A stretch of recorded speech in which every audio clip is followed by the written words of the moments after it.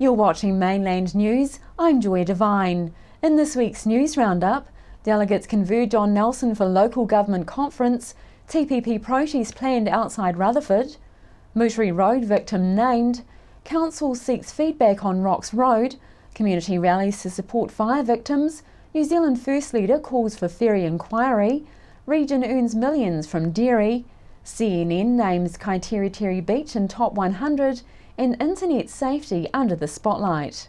The momentum for change for local government is building, and it's expected the 2014 Local Government Conference to be held in Nelson from Sunday will reflect this change and exceed expectations.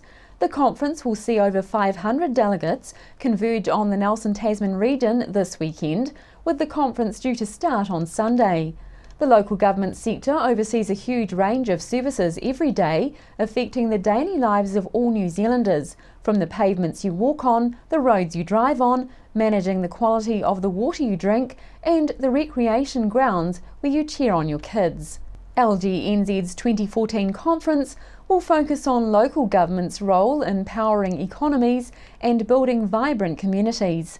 The conference will take place in the heart of Nelson City, and a chance for delegates to listen to highly regarded local and international speakers and take part in valuable, hard-hitting discussions and network within the sector. I spoke with Tasman Mayor Richard Kempthorne about what this event means for the region. A conference of this size has to be good, doesn't it, Richard, for the region economically? Yeah, it's great for the region, and it's really good to have the Local Government New Zealand conference down here. I think we're about 10% ahead of registrations for other conferences in recent years, so people are seeing that it is a nice place to come to, and we'll be trying to ensure that they have a really good time. I've been actually watching the weather, and it's really nice, good Nelson winter clear weather while they're here, and so that's really nice that we're going to be looking good.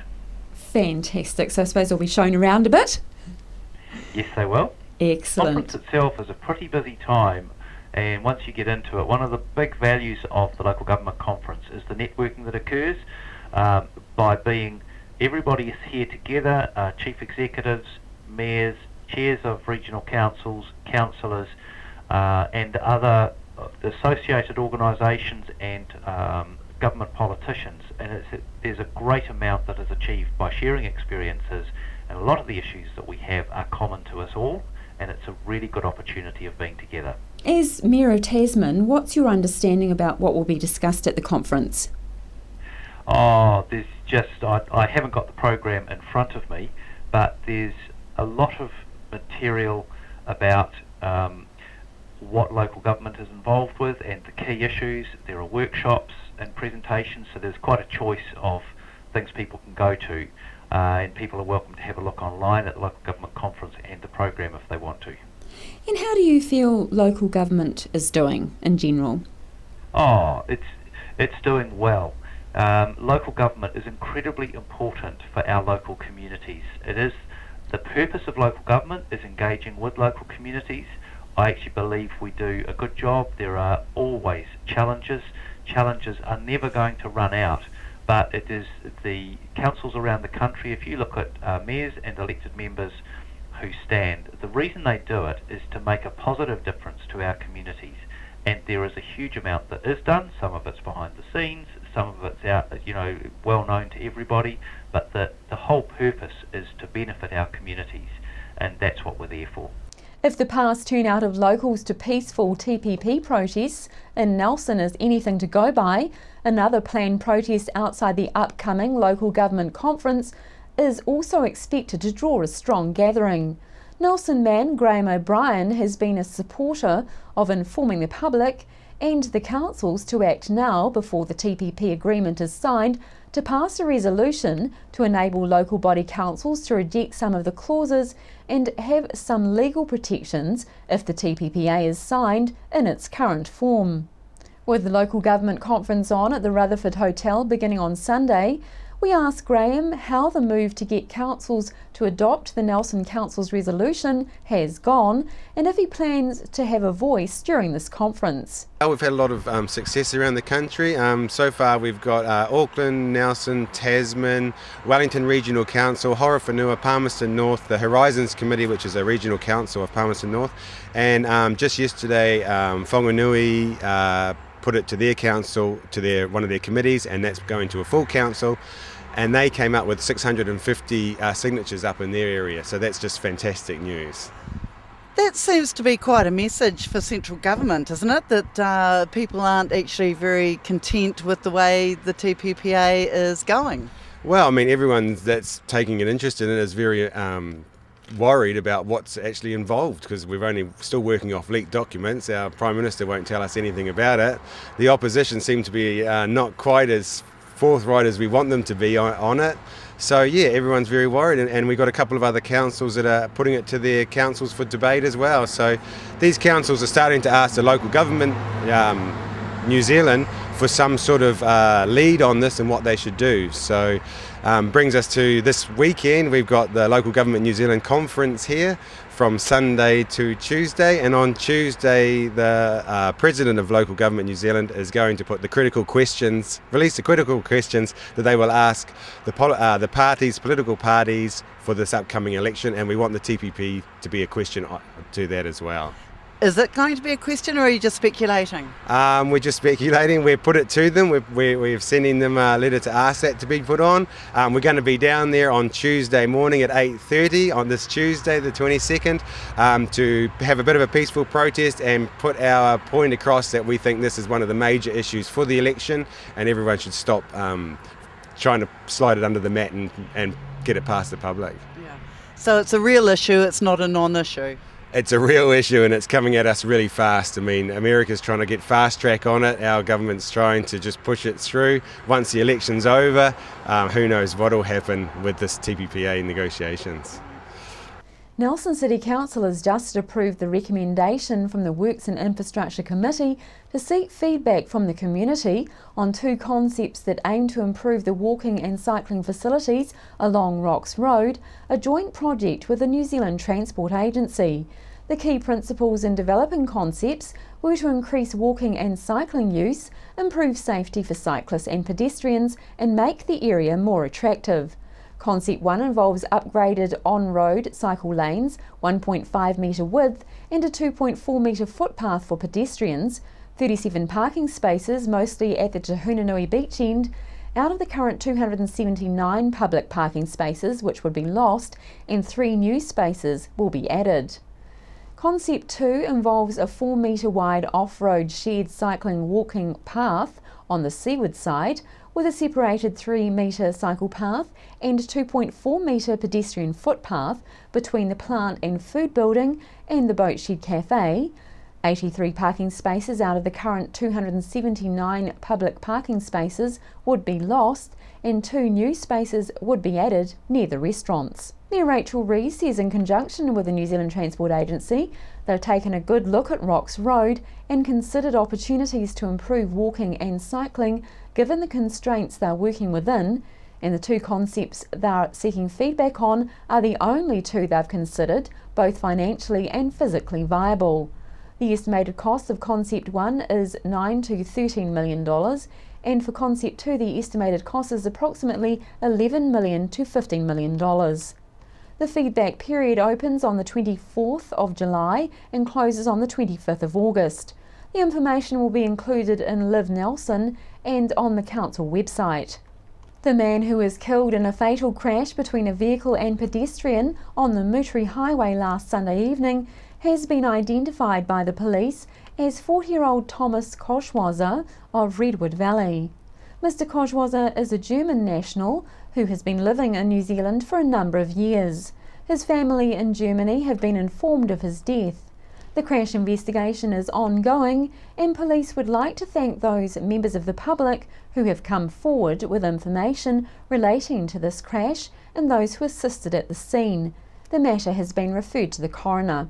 Last week we reported that young mother of 3 Nicole Wilson lost everything she had in a house fire in her Richmond home, only escaping with pyjamas she was wearing and a blanket after her 5-year-old son had woken her up to warn her of the fire. It was a fire that appears to have started when a wooden fire screen had become too hot and ignited close to the fireplace, causing the fire to swiftly move to other parts of the house. In our update, we've learned that she and her 3 children have now been rehomed by her property manager into a Te Hunanui house, and the community of Richmond and Nelson have generously come to her aid with donated furniture and household items. Wilson, who was in a state of shock at the time of the fire, has said that her twins have had no problems adjusting to the change, but that her 5-year-old has been affected and has had a panic attack when the wood burner at her mother's house was first lit. A new Facebook group called New Pay It Forward Nelson has organised a donation drive for items, and a Give a Little website page has also been set up for financial donations. If viewers wish to contribute, then you can go to Give a Little website and search the cause Richmond Fire. And it's been 2 weeks since free parking was introduced in the Nelson region by the City Council. Mainland TV's Carly Danner asked members of the public for their views about how the new scheme was going. Think the free parking has been a positive impact on retailers? Yeah, I think so. It's got to be good. Yep. The day it started, the Tuesday, we were in here and I remember thinking, why is it so busy all of a sudden? And then I had a customer come in that afternoon and say she couldn't get a park anywhere. And I thought, right, well that's why. And it's continued to be busy right through. Yes, I certainly do. It's nice to see the streets busy. People are much happier about not having to pay for parking, and yeah, it's got a nice vibe about it. Yeah, I work in the city. It's part of my job, and I park everywhere, all over the place, and I think it's been fantastic. Anecdotally, people are saying that it's better for them. I think it's fantastic. I think they should get rid of the metered parking as far as their money's concerned, and just, yeah, have it like Richmond. Forget all this getting the money out of the machines. It's rubbish. It has. Should council go a step further and decrease yearly rent? Good question. I'm not sure about that. I think the rates are okay, but I do have a problem with out of town, out of CBD in development, like the WOW Museum place, for example. They'll probably be on cheaper rates than we will be. So I think it should be an equal playing field, or level playing field. Yes, that would be a great help for us because Central Nelson has been struggling, and yeah, it certainly would make a big difference to us. Yeah. No, we should probably decrease the rent, but I don't know about that. I think the parking itself, if we have it free, just metered, and that's where it stands, and I think that's the way it should go. And if the businesses are paying more, then they shouldn't really. New Zealand First Leader Winston Peters says the Inter-Islander ferry debacle has gone on long enough and it's time for a full ministerial inquiry. He says the Aratiri is a lemon, as they've said all along, yet Kiwi Rail keeps pouring money into it. He says they should cut their losses, buy a decent new ship and make the Aratiri history. CNN.com have scoured the planet to find the 100 best beaches for 2014, and one of Nelson's sandy coastlines has come up trumps. CNN asked well-travelled friends, colleagues and readers, and after examining the evidence, came up with an excellent guide to the best of the best.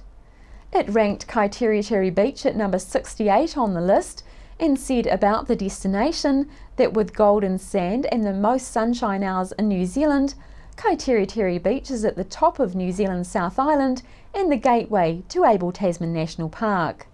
CNN.com says highlights at Kaitiritiri are that penguins, seals and dolphins are common. The region's earned around $14.3 billion from dairy farms in 2013-2014, taking the lion's share of national dairy earners. In total, it's established the New Zealand economy earned $17.6 billion from dairy exports that year. The estimated payout this year to the Nelson Tasman Marlborough region was an estimated $841 million from production the previous year. The value for the region per cow amounted to $3,599. Meanwhile, the total number of farm business owners is 607 across the Nelson Tasman Marlborough district. And now Carly Danner of Mainland News speaks with Area Commander Steve Greeley about latest happenings pertaining to crime in the region. So we're here with Area Commander Inspector Steve Greeley. Thank you, Steve, for speaking with us today. No problem, always a pleasure. So there's been an increased report in boy racers lately. Could you give us a little background about that? It is a bit of an issue for us, unfortunately. People that have been in Nelson, the wider Nelson Bays area for some time will they'll recall, of course, that about 2.5 years ago we launched a big operation against the boy racers, and it was very, very successful. We impounded 12 vehicles and got them off the road, and it was really good. And it seems to have died down for a while, but of late, anybody who's driven the Whangamoas recently, or Old Coach Road in the upper Moteri area, or out towards St Arnaud's, will see the evidence of boy racer activity, and that's got us really concerned, of course. Because what happens there is when people are doing skids and donuts and burnouts and things in a rural area, an innocent member of the public, whether it be a family, comes around the corner, and the potential for a fatality is very, very real. So we're going to invest a lot more resource into the boy racer scene right now. So yeah, it's really disappointing, really, that they've started up again. 2 years ago, Operation West arrested several youth drivers and also seized multiple vehicles. How will those tactics be used this time around, and what consequences will these young drivers face? Yeah, I'd be really reluctant to talk about the tactics because it was so successful last time, and what the boy racers need to know is that this sort of driving is absolutely idiotic. It is lunacy, and it will not be tolerated. It's highly dangerous. So it's not just about saving the public from them, it's also about saving them from themselves, from their own stupidity. So this is the sort of thing that we're trying to get across. If anybody is caught for the sustained loss of traction, that's the donuts and that sort of stuff, they can lose their car for quite some time, and they will be prosecuted. So yeah, it is pretty serious. And if anyone witnesses boy racers, how should they approach the situation? Absolutely. We're not asking people to get involved at all. Some people can be quite dangerous. So what we would advise is for anybody that sees us to note the time, place, and the date, of course, and the registration of the car, and what type of car it is too, if they can. Stay out of it. Leave the detective work to our team. That's what we get paid to do, and we will certainly follow that up. So a report released by police in 2013 said that tasers were most used by police officers. Do you see this to be true? And if so, why are tasers the most popular option for police officers? Well, I'm not sure about it's the most preferred option. I don't think it would be. What happens with a police officer, when they go to a job involving violence or threats of violence, they have to use a graduated response. And what that means is you start with communication, you talk, then you move to open hand tactics. Then you might, if it's still a bit violent, you might want to consider the use of your baton or your capsicum spray. And if that doesn't work, well, then you've got the taser. Now, before the taser was introduced, the next step from the baton and the spray was a firearm. It goes straight to lethal force. What the taser does is it gives the police officer a non-lethal alternative to actually sorting out the situation. So it's a really, really good thing. It preserves life. Now, most of the times when our staff go to a job, they'll take out a taser.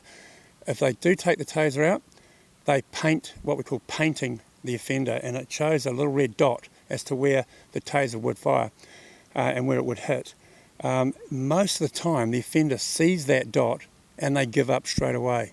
So it's a non-violent means of solving an issue. So the taser is very, very helpful thing. Now, across Tasman, I think the last year we had 29 uses of the taser. It's very, very low and very, very pleasing. It means most of our violent offences are being resolved in a non-violent manner, which is very, very good. But I can assure you, when the officers deem it necessary to take out a taser and use it, it is justified.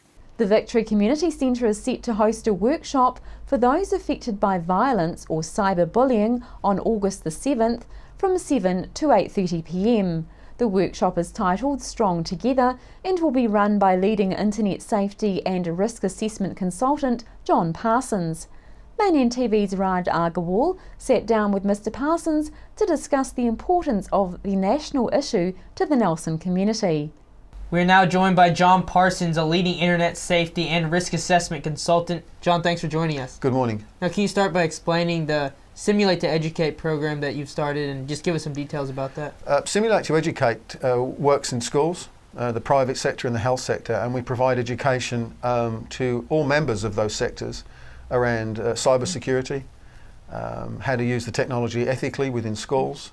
We provide professional development for staff and teachers in how to develop policy as well. So we cover a wide range of issues around the use of technology in those sectors.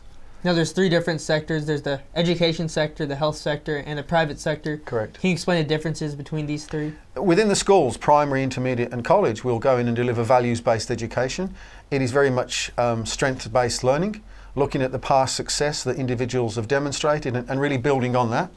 It's values-based. When we go into primary age schools, we give them good skills in how to use the technology ethically to support themselves and their friends, but also their family. We want to teach young boys and girls how to go home, back into the house, and teach mom and dad how to use the technology with safety in mind. The same through the intermediate age as well. And then when we get into the colleges, we help students learn to prepare for employment. It's called reputation management. We help them look at their digital footprint on the internet, how to manage that going forward, and how to get the best out of this technology. Private sector, it's cyber security, helping the organisations create a strong perimeter, understanding the relationship that the employee has with the organisation while they're working, but also when they go home into the home environment, how they use the technology that actually belongs to the private sector or the organisation. Often there are data breaches or data loss because employees have used the technology without real consideration for the policy and the contract that they've signed up to use. In the health sector, I work with a lot of families, boys and girls particularly, that end up in crisis where they've been bullied or abused through the use of the technology, or in fact where they've been connected to by predators across the internet. I'll work with those families and those individuals to help them get through that situation, and that will often involve the health sector as well, being involved in their therapeutic capacity, and often our paths will cross together to work through those issues. What that resulted in was professional development for doctors, psychologists, and other members of the health sector as well. So it has really grown from the demand that we see in the community. Now, you've traveled all around the world, talking to families, speaking around the world.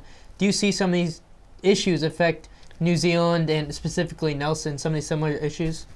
I'm asked that quite a lot about Nelson and other regions. I don't see any particular region as being affected any differently to any other region. We're all at risk in various ways. The risk that is presented to us is often created because of our age, our circumstance.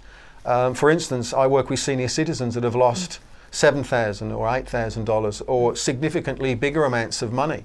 And when you meet a senior citizen that's been married for 40 years and they've recently lost their partner, they often become isolated and disconnected, and then they are targeted by criminals on the internet for their assets that they've taken a lifetime to build. When you work with a girl or a boy that's 12 or 13 that is in Facebook or any social network where they're connected to 1,000 strangers, if one of them is a predator and the mother and father is not in that network with them, then that girl or boy is at risk. And but we don't see any difference from region to region, but certainly across the country these are issues that we've all got to deal with.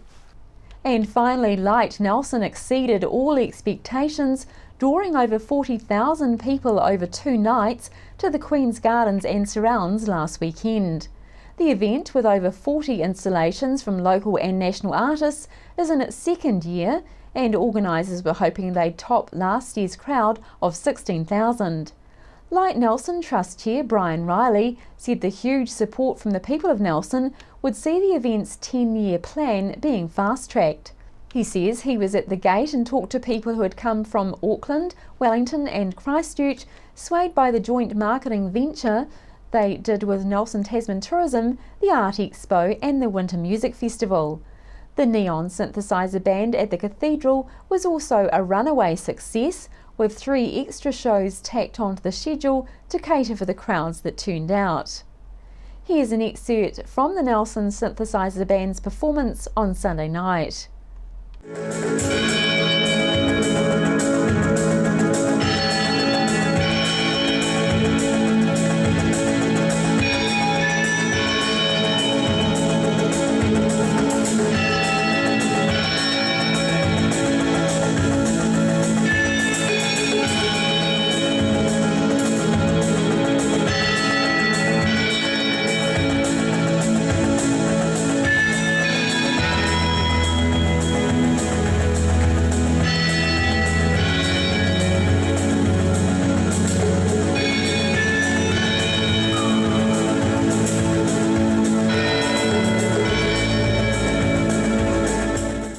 After the break, we'll bring you the latest weather update and some events and happenings coming up from around the region.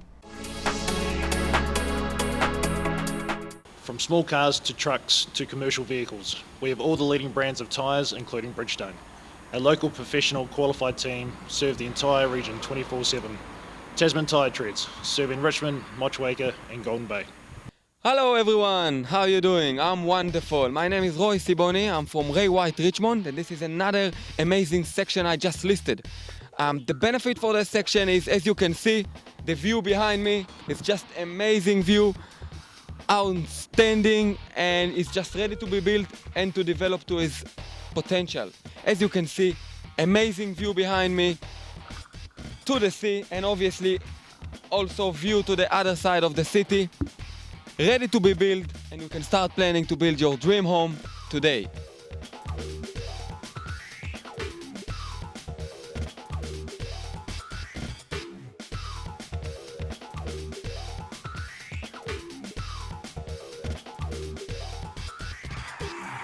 Come and see me and we can talk business.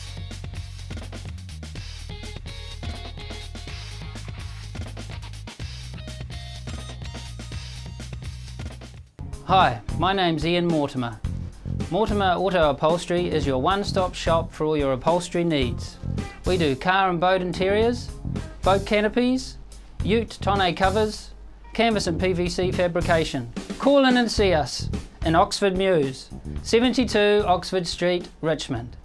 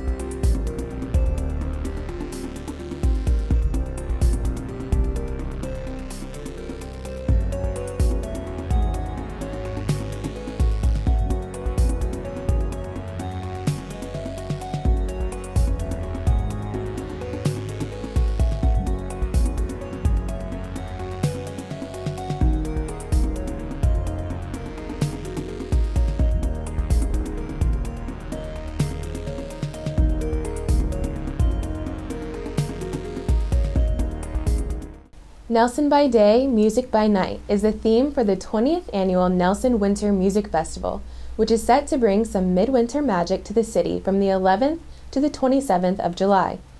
The Nelson Winter Music Festival is a great blend of contemporary, classic, edgy jazz cabaret, old favorites, and some treats for families.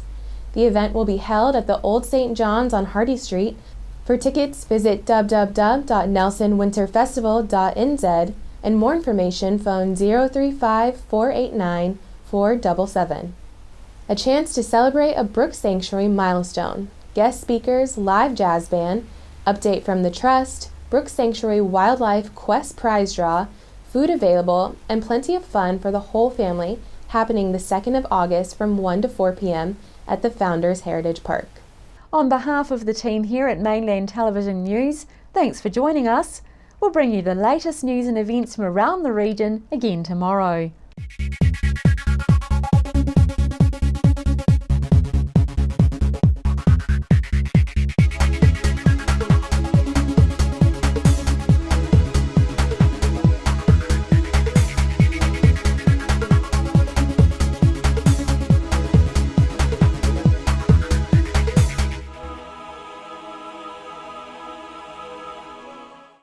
Supporting local content so you can see more of New Zealand on air.